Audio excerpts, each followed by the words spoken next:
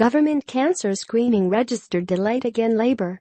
Australia's Shadow Minister for Health and Medicare Catherine King has accused Telstra of delaying the National Cancer Screening Register again, claiming the register will not be fully operational until March next year. The government said that this register and test would prevent around 140 cases of cervical cancer every year. Now it has been delayed by almost 12 months. They need to come clean about the deadly toll of this delay, King said. The National Register will not be able to send cervical screening histories to pathology laboratories until March 2018 at the earliest, with laboratory staff concerned about the serious implications for patient safety. Telstra, which signed the $220 million contract in May 2016, declined to provide a comment. The telco had been contracted to develop and run the new Australian National Cancer Screening Register for the next 5 years, with a database to maintain patient records for cancer testing across the country. Under the deal, Telstra Health will create a database of cancer records for those who have been screened for bowel and cervical cancer, with patients and doctors able to access the register online. The register will integrate 8 existing cervical cancer registers and the current bowel cancer register, with more than 11 million separate records being amalgamated onto a single platform. The register will be overseen by health professionals and will link records from federal, state, and territory government agencies, My Health Record, and Medicare, as well as private health service providers, pathologists, and general practices. It will provide mail-based reminders for patients whose cancer screening is due, and a contact center for those needing assistance. In June, the Australian National Audit Office, ANO, found that the Department of Health had no plan for how privacy and security would be handled by Telstra for the National Cancer Screening Register, with inadequate planning leading to additional costs. The telco's proposed data protection plan had been rejected last December, as it did not comply with the contract's requirements, the ANO said in its report, while key objectives had not been met in the agreed timeline due to limited consideration of privacy, security, and conflicts of interest.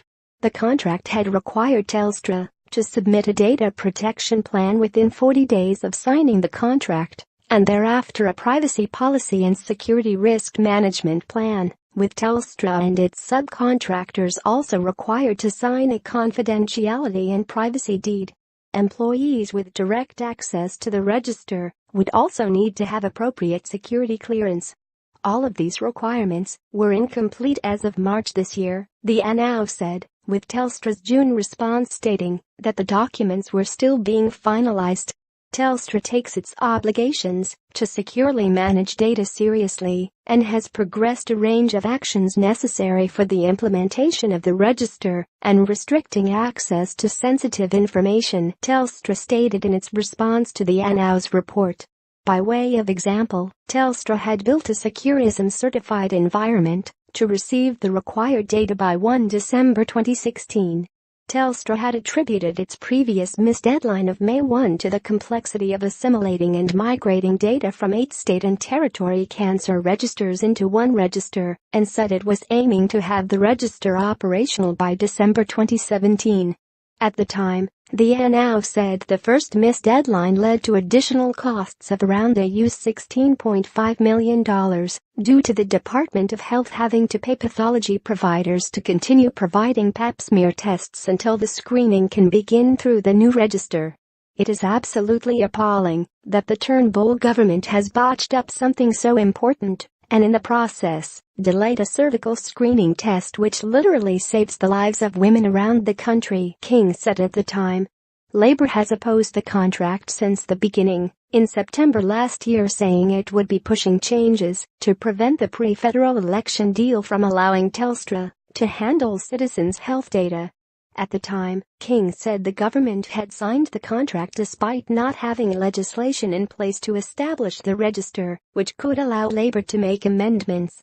Labour will fight the government's plan to hand private and intimate health data that is usually only disclosed between a person and their GP to a for-profit telecommunications corporation, King said. In just another example of Malcolm Turnbull's determination to privatize our health system, the government has put Australians' Medicare numbers and Medicare claims information in the hands of a multinational telecommunications corporation. At least 27 times during the election campaign, Malcolm Turnbull said,